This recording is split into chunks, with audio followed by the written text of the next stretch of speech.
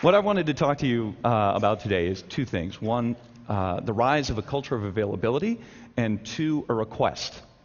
So we're seeing a rise of this availability being driven by mobile device proliferation globally across all social strata.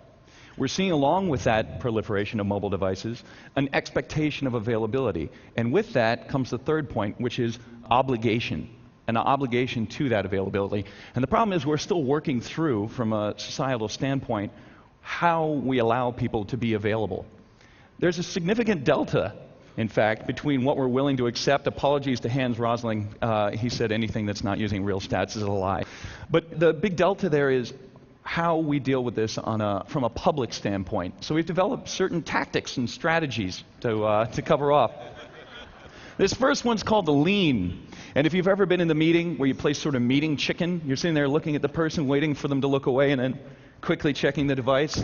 Although you can see the gentleman up on the right is busting him. The stretch. Okay, a gentleman on the left is just saying, screw you, I'm going to check my device. But the guy here on the right, he's doing the stretch. It's that reach out, the physical contortion to get the device just below the tabletop. Or my favorite, the love you, mean it. Nothing says I love you like let me find somebody else I give a damn about. Or this one, coming to us from India, you can find this on YouTube, the gentleman who's recumbent on a motorcycle while text messaging, or what we call the sweet gravy, stop me before I kill again. That is actually the device. What this is doing is we find a direct collision. We find a direct collision between availability and what's possible through availability, and a fundamental human need, which we've been hearing about a lot, actually, which is the need to create shared narratives. We're very good at creating personal narratives, but it's the shared narratives that make us a culture.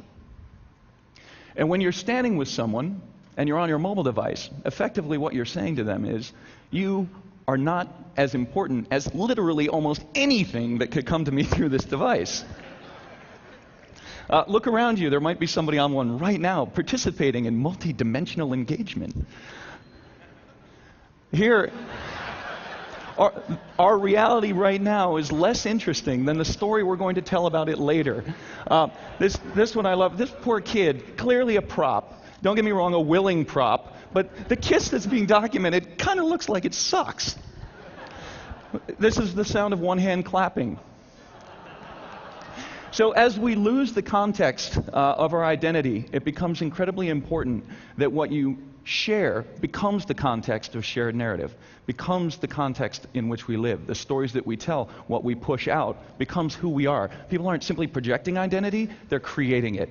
And so that's the request that I have for everybody in this room.